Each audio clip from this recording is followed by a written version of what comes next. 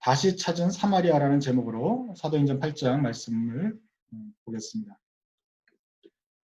7장에서 스테반이 죽었고요. 오늘 8장에는 필립이 나옵니다.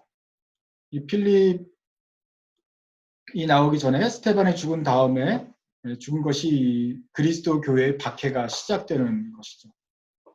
스테반이 첫 번째 순교자이며 이 순교 이후로 많은 사람들이 체포당하고 기독교를 믿지 말라고 강요받고 또 위협 속에서 고통을 받게 됩니다. 그것이 이제 로마 교회가 기독교를 공인하게 되는 시간까지 300년 동안 박해가 시작되는 시초가 됩니다. 어떤 일이 일어났습니까? 너무너무 큰 박해가 일어났습니다. 그래서 예루살렘에 있던 그 8,000명 가까이 되는 제자들이 다 흩어져야만 했습니다. 12사도만 남았죠. 어떤 책임감이 있었는지 의무적으로라든지 12사도는 큰 위협 속에서 겨우 남고 나머지 수천 명이 흩어지게 되었습니다. 흩어졌습니다. 위협을 받았습니다. 너 예수를 믿고 따르면 이제 혼난다. 그리스도인 하지 마라. 스테반처럼 죽는다. 이렇게 되었고 또 사람들은 스테반을 죽은 시신을 가져다가 장사를 지냅니다. 장사 지낼 때 마음이 어떻습니까? 이제 스테반이 죽었으니 우리는 그렇지만 우리는 잘 될 거야 라는 것이 아니라 스테반도 죽고 우리도 쫓겨나고 위협을 받는구나. 아주 슬픔의 기운이 가득 찼을 것입니다. 이 일이 어떻게 되느냐. 이제 교회가 생겨가지고 좀 이제 활발하게 날마다 떡을 떼며 그리스도를 높이고 하나님을 따르고 세상 사람도 칭찬을 받는 그런 교회가 된 지 얼마 안 돼서 흩어지게 되는구나. 이게 뭔가? 미래에 대한 불안이 있었을 것입니다. 어떻게 신앙생활을 할 것인가? 사도들하고도 떨어져 있는 상황에서 고민했을 것입니다. 흩어지는 것도 그냥 한 곳으로 이동하는 것이 아니죠. 유대와 사마리아 땅끝까지 뿔뿔이 흩어지게 됩니다. 경건한 사람들이 스테반을 장사하고 위하여 크게 울었다 했는데 그때는 스테반만 불쌍해서 온 것이 아니라 우리 교회의 미래가 걱정이 되어서 신세가 한심해서 울었을 것입니다. 뿐만 아니라 거기 3절에 보면 사울이 등장하는데 이 사울은 스테반이 죽었을 때 옷을 맡았던 사람입니다. 그냥 일반 돌을 치는 백성들 가운데 하나가 있는 게 아니라 사형을 집행하는 사람들 중에 사실은 해당이 되겠죠. 그래서 사울은 좀 바리새인들의 바리새인으로서 이 종교 지도자들의 지지를 받는 사람이랍니다. 이 사람이 스테반의 죽음으로 시작된 핍박의 선봉장이 됩니다. 그래서 흩어진 사람들을 그냥 놔두지 않고 각 집까지 쫓아 들어갑니다. 그래서 어디로 그리스도인이 숨었는지 가서 알아내서 그 그리스도인들을 각 집에 내려서 끌어내고 잡멸하고 옥에 넘깁니다. 그래서 교회는 숨어도 숨은 게 아니에요. 점점 꽁꽁 숨어야 되는 그런 상황이었어요. 이것이 나중에 사울이 이제 등장하게 되는 복선이 되겠지만 앞으로 사울이 바울이 되어서 선교사 되려고 할 때 큰 장애가 됩니다. 왜냐하면 바로 사울이 바로 이런 짓을 했기 때문이었어요.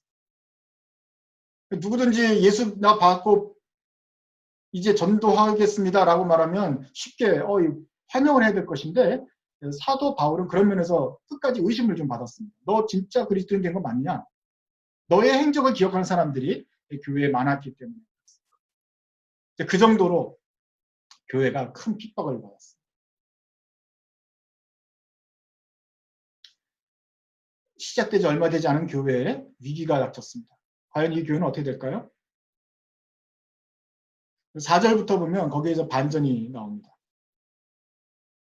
그 흩어진 사람들이 그냥 가만히 있지 않고 흩어지면서 오히려 복음이 전해지는 기회가 되었습니다. 너는 왜 이렇게 도망다니냐? 난 예수 크리스찬이라서 도망다닌다. 크리스찬이 뭔데? 너도 그 몇 달 전에 6월절에 예수님이라는 그 분이 죽은 거 알지? 그래. 그 분으로부터 그분이 죽으신 다음에 성령이 오시고 우리 교회가 생겼어. 아하, 그러냐? 예수님에 대한 소문은 이미 꽉 온 유대에 이스라엘에 퍼졌기 때문에 이 이야기를 듣고 오히려 사람들이 흩어진 사람을 통해서 복음을 듣는 일이 생기기 시작했다는 것입니다. 그 중에 대표적인 사람이 빌립입니다. 빌립은 일곱 집사 중에 한 명이지요.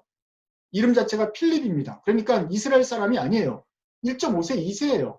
이 사람도 역시 흩어지는데 이 사람이 간 곳은 사마리아 성에 들어가서 거기서 복음을 전했어요. 사마리아 성에 가서 복음을 전하는데 거기서 어떤 표적도 행했죠. 병자도 낫게 했죠. 귀신 붙은 사람에게 안수하여 귀신 붙은 사람들이 딱 나가고 중풍병자가 낫고 걷는 안진병이 일어나게 되는 역사가 일어났습니다. 그러니까 성령께서 빌립을 통해서도 일을 하시더라. 지금까지는 12사도들만 이렇게 뭐 안전병을 일으켰는데 이제는 빌립 집사까지도 복음을 전하면서 능력이 나타나더라. 성령의 능력이 나타나더라. 그래서 그 사마리아 성 사람들이 6절에 보니까 그 말도 듣고 이제 배웠습니다. 예수에 대해서 알고 표적을 보고 놀라기도 하면서 한 마음으로 그 말을 따르게 되는 크리스찬이 되었다. 그래서 사마리아 크리스찬들이 생겨났습니다. 그리고 그 성에 큰 기쁨이 있게 되었다. 사마리아 성에 기쁨이 있게 된 것은 예루살렘 성에 슬픔이 있은 다음에 되었습니다. 예루살렘이 스데반을 장사하고 울은 다음에 이것이 어떻게 될 것인가 근심했지만 오히려 그 결과적으로는 사마리아 성에 큰 기쁨이 있게 되었다. 그러면서 이제 8장 중반에는 사마리아 성에 나타났던 사람들 이야기가 나오는 것입니다. 9절부터 13절까지 한번 보겠습니다. 그 성에 시몬이라는 사람이 전부터 있어서 마술을 행하여 사마리아 백성을 놀라게 하며 자칭 큰 자라 하니 낮은 사람부터 높은 사람까지 다 따르며 이르되 이 사람은 크다 일컫는 하나님의 능력이라 하더라. 그전 거기에 무당이 있었던 것이죠. 무당이 있어서 어떤 능력을 하는 걸 보니까 이 사마리아도 약간 그 유대인하고 비슷했기 때문에 하나님의 능력이 아닌가라고 사람들이 속아서 따르고 있었습니다. 이 사람 이름이 시몬입니다. 시몬 베드로할 때 시몬하고 같은 시몬인데 오랫동안 그 마술하고 뭐 병자를 고쳤는지 그런 것에 놀라서 사람들을 추종하는 사람들이 있었고 아주 큰 사람이라고 추앙을 받는 큰 무당이었어요. 근데 빌립이 나타난 거 아닙니까? 12절 빌립이 하나님의 나라와 및 예수 그리스도 이름에 관하여 전도함을 그들이 믿고 남녀가 다 세례를 받았습니다. 이것이 사마리아 성에 나타난 기적이라고 우리가 봤는데 거기에 13절 시몬도 있었습니다. 시몬도 믿고 세례를 받았습니다. 그리고 받았을 뿐만 아니라 전심으로 빌립을 따라다닙니다. 그리고 나타나는 표적과 큰 능력을 보고 놀라게 됩니다. 그러니까 이 시몬은 그냥 믿고 하나님 감사합니다. 크리스찬으로 남는 것이 아니라 빌립 선생님 제가 따라다니겠습니다. 야 여봐 동네 사람 다 모여봐. 이 빌립 선생님 오셨어. 막 이렇게 하는 그 중간 지도자의 역할까지 자기가 스스로 감당을 합니다. 그리고 계속 따라다니니까 어떤 현상이 나타납니까? 빌립이 하는 기적들을 시몬은 계속해서 보는 것입니다. 전해 들은 것이 아니라 내가 직접 빌립을 따라다니면서 그 표적과 큰 능력을 보고 놀랍니다. 시몬이 왜 놀랍니까? 시몬도 그 전에 마술을 행했지 않았습니까? 그리고 사람들을 놀라게 하는 그런 능력이 있었지 않습니까? 근데 시몬이 왜 놀랐을까요? 더 큰 능력이거든요. 자기는 약간 뭐 카드가 막 떨어지고 거기서 꽃이 나오는 그런 마술이었다고 한다면 이 빌립의 능력은 듣도 보도 못한 성령의 능력이었다. 그래서 시몬이 크리스찬이 되었을 뿐만 아니라 빌립을 따라다니는 그런 하여간 중심 추종자가 되었습니다.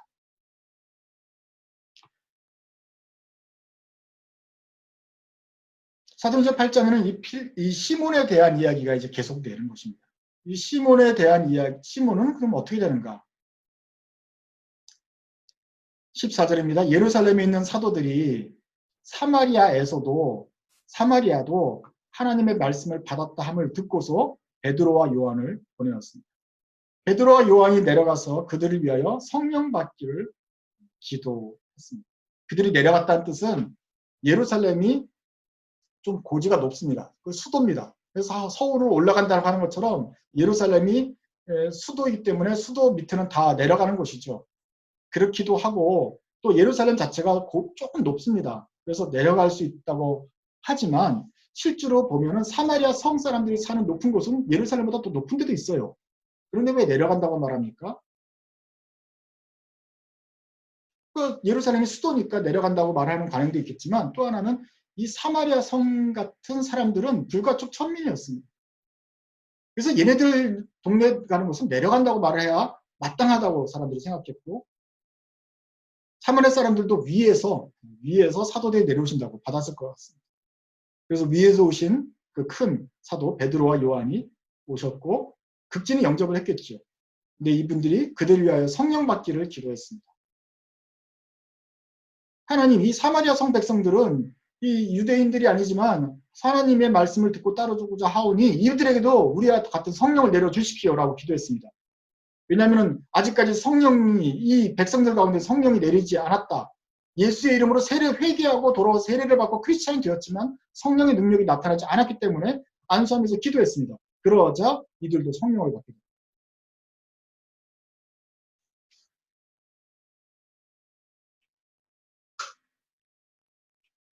이것을 또 빌립이 보았죠. 빌립이 보고 나서 이번엔 되게 놀랐습니다. 아주 놀랐습니다. 시몬이 본 것이죠. 빌립이 전도하는 것을 보고 기적이 나타난 것도 놀랐는데 베드로와 요한이 와서 기도하고 안수하고 능력을 받게 하는 것을 보니 이건 대단하다. 그 전까지는 누가 기적을 행하면 이 사람은 기적을 받는 사람들입니다. 빌립이 기도하면 이 사람이 낫습니다. 그런데 이번에는 어떤 일이 일어납니까? 베드로와 요한이 전도하자, 기도하자 이 크리스찬 사마리아 성도들이 능력을 받습니다. 그 능력을 또 받아서 이 사람들이 또 가서 기도하면 안전매가 일어납니다. 그러니 그전에는 능력만 행했지만 이번에는 능력을 행하는 사람들이 되도록 만드는 것이니까 도매상이죠. 시몬이 이 무당 중에 무당, 능력 중에 능력, 왕 중에 왕, 어떤 대단한 절대반지를 본 것 같은 느낌이 든 것입니다. 그래서 어떻게 합니까? 사도들에게 돈을 줍니다. 이 능력을 나에게도 주십시오. 그래서 내가 안수하는 누구든지 이 성령을 받는 그런 파워를 저에게도 주십시오. 실제로 돈을 가져왔어요. 20절입니다. 베드로가 이르되 내가 하나님의 선물을 돈 주고 살 줄로 생각하였으니 내 은과 내가 함께 망할지어다. 너 은하고 동시에 망해라. 하나님 앞에서 내 마음이 바르지 못하니 이 도에는 크리스찬입니다. 크리스찬 도에는 내가 관계도 없고 분깃될 것도 없느니라. 그러므로 너의 이 악함을 회개하고 주께 기도하라. 혹시 마음에 품는 것을 이 죄를 사하여 주실지 모르겠다. 내가 보니 너는 악독이 가득하여 불의의 메인바 되었도다. 시몬이 대답하여 이르되 저를 위하여 제발 주께 기도하여서 지금 말씀하신 것이 하나도 임하지 않도록 좀 살려주십시오. 라고 간청했습니다. 두 사도가 주의 말씀을 증언하여 말하고 기도하고 다 한 후에 예루살렘으로 돌아가겠습니다. 그리고 사마리아의 여러 마을에서 복음을 전하게 됩니다. 그래서 사마리아에서는 이걸 통해서 그 빌립이 간 성을 통해서 사마리아의 여러 지역으로 복음이 전하게 되는 일들이 일어났습니다. 나중에 시몬은 어떻게 됐을까요? 그 뒤로 시몬은 등장하지 않습니다. 그렇지만 정황상 볼 때 시몬은 그 다음부터는 얌전하게 다시 하나님 말씀을 잘 공부하면서 좋은 크리스찬이 되었기를 바랍니다.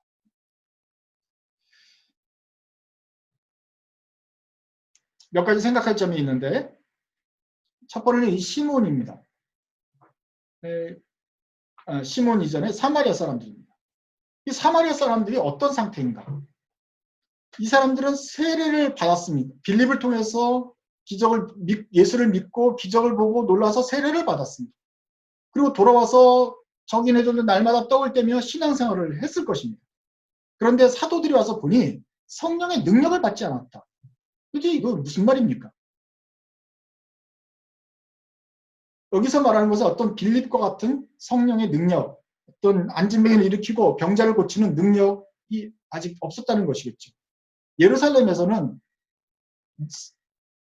성령을 받고 예수를 믿고 회개한 사람들은 성령을 받고 거기에 능력이 나타났는데 사마리아 성에서는 빌립 외에는 아직 성사람들이 이런 능력을 받지 못했다. 그래서 사도가 안수한 다음에야 비로소 성령의 능력을 받는 사마리아인이 되었다 하는 것이죠. 이게 무슨 말이냐면은 그 전까지는 믿긴 믿고 크리스찬이라고 하는데 뭔가 아직 조금 확신할 수가 없어요. 사마리아 성 사람들도 그렇고 예루살렘 사람들도 그렇고 이게 완전한 크리스찬인가 아직 혼동이 됩니다. 예루살렘에는 능력까지 있었는데 여기는 그냥 믿기만 했고 능력은 없으니. 그런데 사도가 와서 성령을 기도한 후에 사마리아성 사람들도 능력을 받았다. 이 말이 어떤 뜻입니까? 사마리아성 사람들도 크리스찬이다. 지금까지는 예수님도 유대인이고 베드로도 유대인이기 때문에 유대인만, 돼지고기 먹지 않고 하나님 말씀을 잘 듣는 유대인만 크리스찬이 되었어요. 거기에 빌립, 스테반 이런 집사들 중에 1.5세 집사들 유대인, 그렇지만 이름은 빌립이지만 그래도 엄마 아빠가 유대인이기 때문에 유대인으로 자란 해외 교포들까지는 성령을 받았어요. 그런데 이번에는 사마리아 사람입니다. 사마리아 사람들은 유대인보다 한 단계 낮은 사람들이에요. 이 혼혈이란 말이에요. 유대인들은 사람 취급을 하지 않았고 그 동네를 들어가지 않았습니다. 부정해지니까. 만나면 부정해지니까 돌아가던 곳이었습니다. 그런 저런 사람들도 크리스천이 될 수 있느냐? 기독교의 역사상 이런 것은 처음 있는 일이에요. 아무도 몰라요. 근데 이 사람들이 믿음을 갖게 되었어요. 회개하고 돌아와서 예수를 믿고 기적이 나타났어요. 그런데 이제 기도할 사도들이 안수해서 기도하니 이 사람들이 능력까지 받게 되었다. 이 말은 뭐냐면 사마리아 성 사람들도 크리스찬이 되었다. 크리스찬은 유대인만 되는 것이 아니라 유대인만이 아니라 사마리아 성 사람 이방인도 될 수 있구나. 사마리아는 아직 이방인 정도가 아니에요. 중간인데 사마리아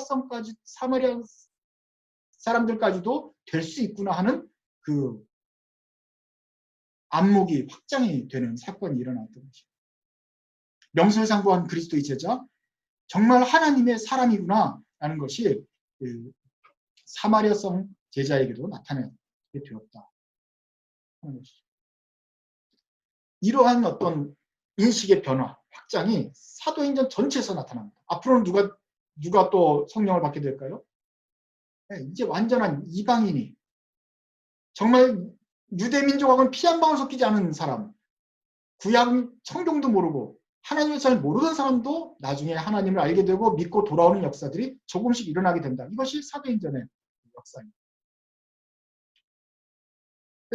두 번째는 무당에 대해서 생각해 보겠습니다. 마술사 무당 시몬입니다. 이 시몬이 그 빌립 보고 놀라고 그 다음에 사도 베드로와 요한 보고 놀랐으니까 아주 엄청난 그 능력을 보고 나서 그 능력을 돈 주고 저에게도 좀 주십시오, 파십시오 라고 할 정도였죠. 이 사람은 착한 마음으로 했습니까? 베드로는 이제 너희 속에 악독이 가득하다, 네가 잘 모른다고 혼냈지만 그렇게까지 나쁘진 않았을 것 같습니다. 도대체 이 사람은 크리스찬입니까? 아닙니까? 시몬은 믿고 크리스찬이 되었다고 그랬고 더 나아가 빌립을 쫓아다니면서 계속 그곳에서 도왔습니다. 그러니 이 사람은 예수를 사랑합니까? 예. 믿음이 있습니까? 예. 그런데 왜 이런 일을 하는 것이죠? 이 사람은 도대체 왜 아직 크리스찬인데도 이런 실수를 하고 혼을 나게 됩니까? 과연 크리스찬인데 이렇게 정말 저주받을 만한 말을 할 수가 있습니까? 이 사람은 거듭났습니까? 성경은 시몬이 예수를 믿고 거듭났고 세례를 받았다고 그랬어요. 그 당시 세례는 아무나 주는 게 아니고 예수께 돌아와 죄를 회개하고 세례를 받고 크리스찬의 삶을 살고 괜히 진정한 제대로 세례를 회개한 신자라고 할 수 있을 것입니다. 그렇지만 모든 신자가 완성된 것이 아닙니다. 날마다 떡을 떼고 아름다운 초대교회에 안에도 새로 이제 가입한 신자들은 이렇게 시몬처럼 엉뚱한 말을 할 수가 있다는 거예요. 그 능력? 돈 얼마 주면 되겠습니까? 이렇게 물어보는 그 아주 천진난만한 무지한 신자들이 있을 수 있다는 것입니다. 근데 무지한 신자들이 처음에 새 신자가 되면 실수도 하게 되죠. 모르는 무지한 말도 하게 되죠. 엉뚱한 일도 저지르게 됩니다. 이것이 교회의 모습입니다. 초대교회라고 다 아름답고 성숙한 사람만 있는 것이 아니라 새로 믿은 사람들은 이렇게 실수를 하게 됩니다. 그런데 그 실수가 좀 크면 엉뚱한 말을 하는데 엉뚱한 말이 정말 너무너무 엉뚱한 말이 되면 혼나게 됩니다. 시몬이 그런 말을 했죠. 이거 얼마면 되겠습니까? 이제 베드로가 혼을 냅니다. 너는 이 돈도 망하고 너도 돈과 함께 망해라.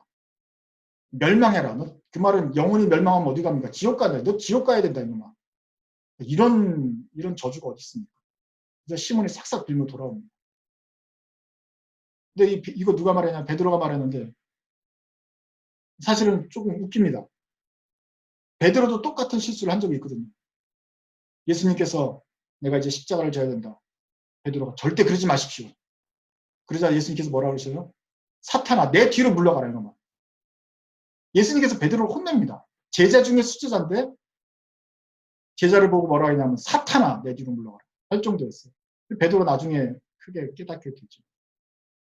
시몬도 마찬가지입니다. 베드로한테 엉뚱한 소리 했다가 아주 그냥 혼납니다. 정말로 베드로가 이 사람 망하라고 그런 것이 아니라 진짜 조금 엉뚱한 소리를 하는 크리스찬인이 좀 혼을 내려고 가르쳐줬던 것입니다. 이 책망을 듣고 깨우쳐서 또다시 계속 겸손하게 일을 하면 겸손하게 배우고 그러면 시몬도 나중에는 하나님 뜻을 제대로 알고 성장하게 되었을 것입니다. 교회라는 것은 교회가 아름다운 것은 그저 한 번 다 모인 완성된 크리스찬이 다 모여서 있기 때문에 아름다운 것이 아닙니다. 서로 사랑할 만한 성숙한 인격들이 모여서 사랑하기 때문에 완성된 게 아름다운 것이 아닙니다. 이제 갓 믿은 사람들이 이제 하나님의 말씀을 알아가려는 사람들이 서로 와서 서로 도와가면서 서로 좀 이렇게 가르쳐도 주고 도와주면서 또 심지어 진짜 엉뚱한 소리를 할 때는 조금 야 이놈아 너도 망하냐 너도 시몬처럼 그렇게 혼날래? 라고 이렇게 책망도 해주면서 그렇게 다독거려가며 사는 것이 아름다운 것입니다. 그래서 여러분들은 계속 배우고 발전하고 성령의 가르침을 받아서 점점점 하나님의 뜻을 따라가는 사람이 되어야 되겠습니다.